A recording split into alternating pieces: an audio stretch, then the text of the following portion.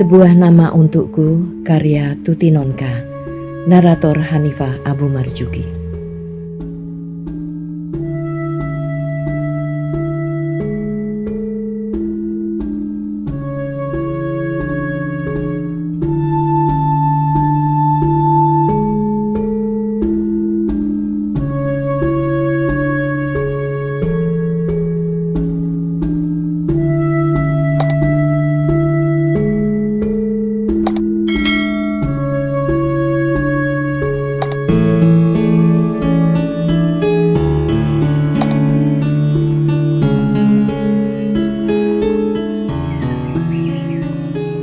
Aku berdiri bersama Santi di depan sekolah menunggu bis kota.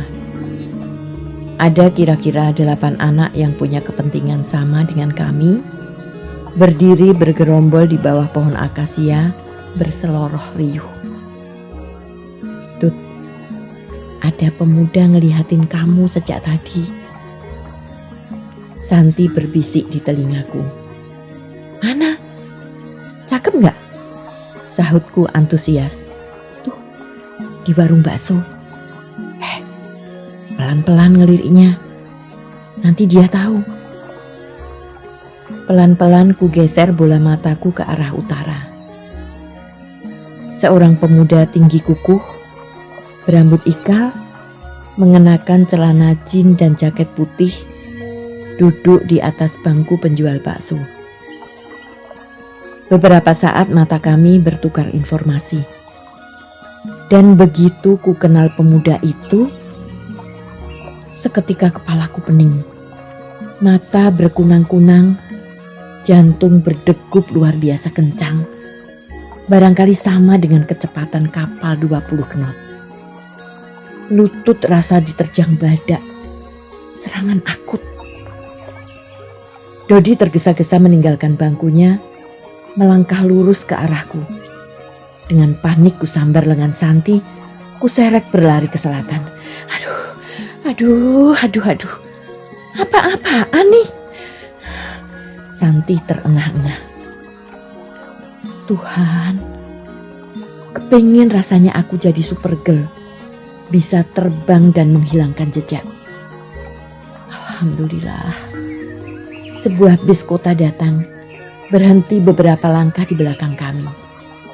Secepat kilat aku melompat naik, berebut dengan anak-anak yang juga sudah menunggu sejak tadi.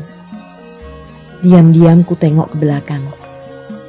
Dodi tegak di pinggir jalan, mengawasi bis yang kutumpangi semakin jauh. Dia ketinggalan jauh di belakang dan kernet bis tidak mendengar teriakan stopnya. Siapa oknum tadi, Tut? Tanya Santi curigation. Entah, aku menggeleng. Kok seperti melihat hantu? Ngibrit ketakutan. Cuma pengen ngajak kau lari-lari biar sehat. Santi mencibir. Aku yakin dia masih penasaran. Tapi sampai mati pun, aku tidak akan mengatakan siapa anak muda tadi. Dan Santi agaknya tahu itu, jadi dia tidak bertanya lagi. Pikiranku benar-benar kacau, ruwet, judek, pusing. Dan segala macam rasa tidak enak bersama-sama membantai jiwa ragaku. Bagaimana Dodi bisa sampai ke sini? Siapa yang memberitahu? Aku sudah berpesan pada paman dan bibi supaya merahasiakan tempatku yang baru pada siapapun juga. Kiamatlah duniaku kalau Dodi sampai menemukan rumah Pak Jawahir ini. Hari berikutnya, aku benar-benar tidak tenang duduk di dalam kelas. Dodi pasti mencegatku lagi siang ini. Pasti. Bolak-balik pikiranku, mencari akal bagaimana melepaskan diri dari kejarannya. Aduh. Seperti buronan saja aku ini. Sebenarnya, kalau dipikir secara sehat, apa takutku bertemu Dodi? Tetapi aku benar-benar takut. Malu, berdesir-desir rasanya seluruh tubuhku membayangkan pertemuan dengan Dodi. Akhirnya, kuputuskan untuk membonceng Lis saja. Kebetulan adiknya yang biasa membonceng hari ini tidak masuk. Benar saja, Dodi sudah menunggu di bawah pohon akasia tempat aku kemarin menunggu bis kota. Jauh-jauh sudah kupalingkan wajahku, pura-pura tidak melihatnya. Celakanya, pintu keluar ada di dekat pohon akasia itu. Debur dadaku hampir-hampir menjebol dada ketika lewat di depannya. Tut! Panggilan itu jelas ditujukan padaku. Aduh Tuhan, tolong. Tuti! Aku makin rapat menyembunyikan diri di belakang Lis yang tinggi besar. Sialan, Lis malah melambatkan motornya. Ada orang panggil kamu, tolehnya padaku. Bukan, aku tidak kenal Lis. Ayo cepatlah, sahutku cemas. Lis menatapku dengan iba. Barangkali wajahku benar-benar ketakutan saat itu. Tanpa banyak bicara lagi, Lis mengoper persneling dan motor kabur ke jalan raya. Ku hempaskan nafasku dalam-dalam. Hari berikutnya aku pulang dengan tenang. Dodi tidak kelihatan lagi di sekitar sekolahku. Barangkali dia marah, tersinggung, atau sudah kembali ke Jakarta. Syukurlah kalau begitu. Syukur. Omong kosong. Kalau mau jujur, yang ada dalam hatiku adalah timbunan rasa kecewa. Kecewa sekali. Langkahku terhuyung-huyung ketika turun dari kol kampus dan berjalan menuju rumah Pak Jawahir. Kutundukkan wajahku, merenungi ujung sepatuku yang menendang-nendang kerikil. Dodi, benar kau sudah pulang? Tidak berusaha menemuiku lagi? Selamat siang, Tuti. Ku angkat wajahku dengan kaget. Seharusnya aku pingsan ketika melihat siapa yang duduk menyilang kaki di beranda dan mengucapkan selamat siang itu. Setidak-tidaknya jatuh terduduk atau kena serangan akut. Kok tidak? Aku berdiri saja, diam seperti tiang telepon selesai ditanam. Rasa aneh mensetani diriku. Kepingin rasanya tertawa gelak-gelak, sekaligus menangis terseduh-seduh. Kenapa diam? Larilah, seperti 2 hari kemarin. Dodi berdiri, meliukkan tubuhnya ke kanan kiri. Rupanya wajahku berubah seperti Dracula ya. Atau kau yang sudah demikian kurang ajarnya, tidak mau mengenalku lagi. Kau? Suaraku tersedak. Iya, aku. Kenapa? Dodi menuruni undak semen beranda, berjalan lurus ke arahku. Kata-katamu kasar sekali. Mauku mendamprat, tapi yang keluar malahan keluhan. Maaf. Dodi mengangkat tangan. Aku jengkel kau hindari terus. Aku datang ke sini hanya untuk menemuimu, Tut. Kau tahu, aku sudah 2 minggu ini berada di Jogja.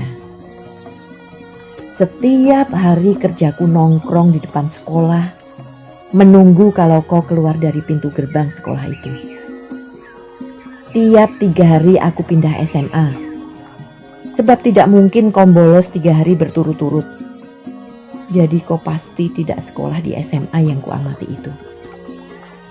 Sampai aku menemukan kau di SMA Negeri 1 3 hari yang lalu.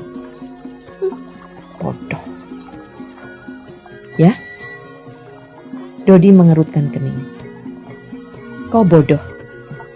Buat apa nunggu sampai 3 hari seperti detektif tolol? Kau kan bisa tanya ke tata usaha, ada nggak anak baru yang bernama Widyastuti? Dodi menggaruk lehernya, tersenyum. Aku kenal gerak matanya yang berkedip-kedip itu mencari akal. Tapi aku memang suka mengamati cewek Jogja. Manis-manis, katanya. Nah, betul dugaanku. Ogah dia mengaku kalah. Aku ingin bicara, Tut. Dan kau jawab. Aku menghela nafas. Jangan menghela nafas. Itu sikap orang yang putus asa. Dan aku kenal kau, gadis yang tak mudah putus asa. Dodi. 2 tahun lalu, dia melongo saat kudamprat. Menarik-narik ujung celana pendeknya dengan gugup ketika disuruh membaca surat cintanya oleh bapak bahasa. Sekarang Dodi tegak dengan kukuhnya di depanku. Berkata dengan gaya dan sikap dewasa. Membolak-balik perasaanku semaunya, seperti Ki Dalang mempermainkan wayangnya. Jadi kau ingin bicara denganku? Ku tatap Dodi dari balik bulu mata. Buset, rupanya aku bicara dengan boneka yang hilang kupingnya sejak tadi ya. Dodi menggeleng-gelengkan kepalanya, menatapku dengan akting sedih. Terlalu. Baik, kalau saja kau bicara agak halus sedikit, barangkali aku berkenan menyuruhmu masuk. Kurang ajar harus dibalas dengan kurang ajar pula.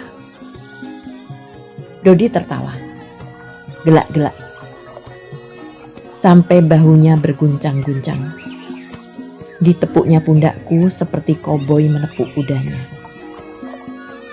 Baik, di mana kamar untuk tamu anak-anak kos? Katanya ramah.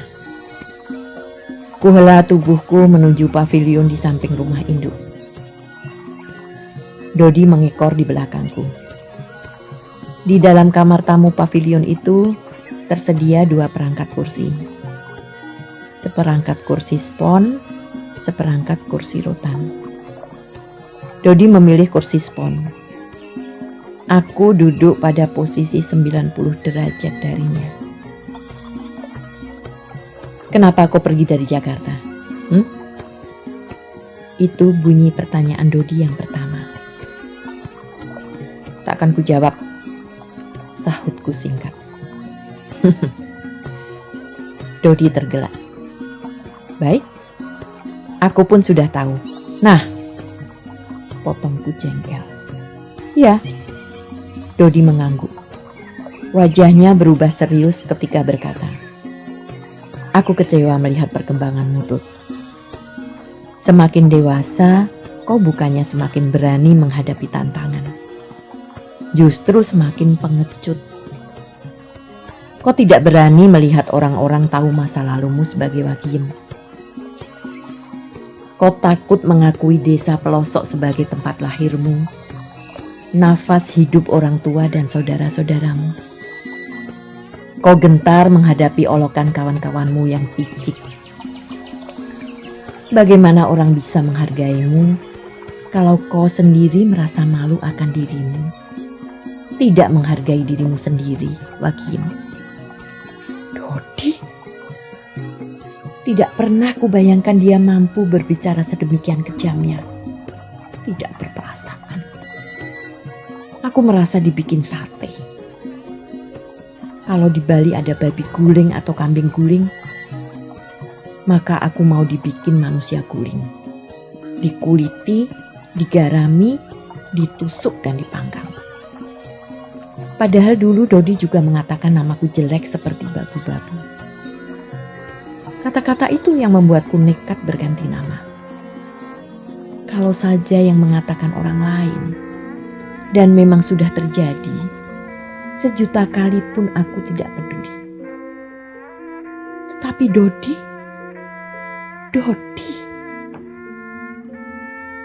Dan sekarang dia mengecamku. Dodi berdiri dari kursinya, melangkah dan duduk di tangan kursiku. Dipeluknya bahuku. Diusapnya air mata yang berguling-guling turun di pipiku. Maafkan aku, bisiknya pelan. Bukan maksudku menyakiti kau. Aku hanya ingin membangunkanmu, membawamu melihat mana yang patut membuat kita malu, mana yang harus kita hadapi dengan wajah tengadah. Tapi kau sendiri yang dulu mengatakan namaku seperti babu-babu.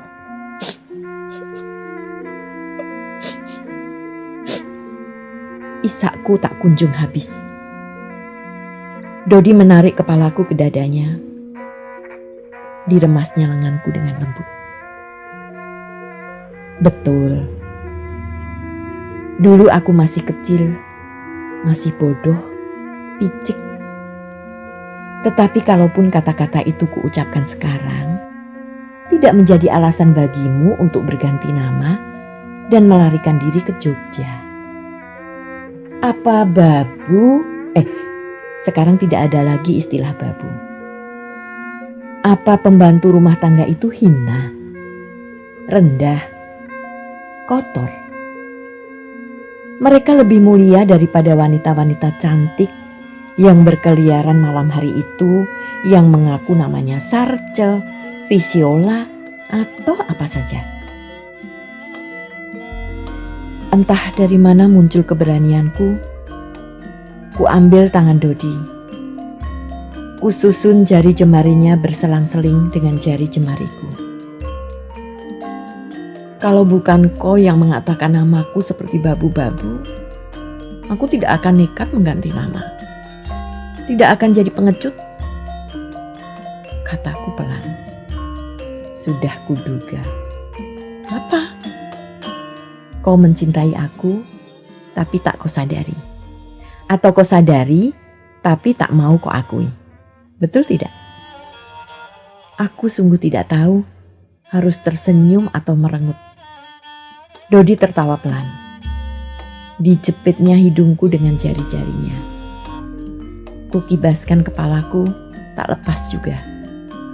Jadi kucubit tangannya dengan kukuku yang runcing. Baru Dodi buru-buru menarik pulang hasil evolusi kaki depan nenek moyangnya Charles Darwin itu. Aku agak pangling kemarin melihatmu. Kau tambah cantik, tambah gaya, katanya. Ganti menyisir rambutku dengan jari jemarinya. Tangannya benar-benar tak bisa nganggur rupanya. Memang, sahutku tenang. Buset, baru sekali ini ada orang dipuji menjawab memang. Jadi kau merasa cantik ya? Aku tertawa. Dodi melingkarkan lengannya di bahuku. Kau akan kembali ke Jakarta kan? Rayunya. Dari mana kau tahu aku ada di sini, Dot? Di rumah ini? Ku belokkan pertanyaannya. Bibimu memberitahu kau ada di Jogja. Kawan sekelasmu memberitahu kau tinggal di sini. Kau akan kembali ke Jakarta kan? Dan jadi wagiem lagi? Tidak perlu. Widya Stuti ya Widya Stuti. Kau akan kembali ke Jakarta kan? Entah. Bagiku sama saja. Jogja atau Jakarta. Lain Tut. Tentu saja lain. Di Jakarta ada bibi dan pamanmu yang amat menyayangi kau. Yang kesepian tanpa kau. Kau harus pulang. Tidak boleh tidak. Dodi mengangkat daguku, menengadahkan wajahku menghadap padanya. Kami bertatapan. Mata Dodi berkilat-kilat bening, seperti danau yang jernih, sehingga tampak batu dan ikan yang berseliweran di dasarnya. Ya, tak kudengar suaranya. Tapi kalimat itu terlihat dari gerak bibir dan sinar matanya. Aku tersenyum, mengangguk. Anggukan yang baru satu kali itu tak akan sempat kuteruskan karena Dodi telah memegang sisi wajahku dengan telapak tangannya yang lebar dan mengecup kedua belah mataku. Akhirnya, Jakarta juga tempatku.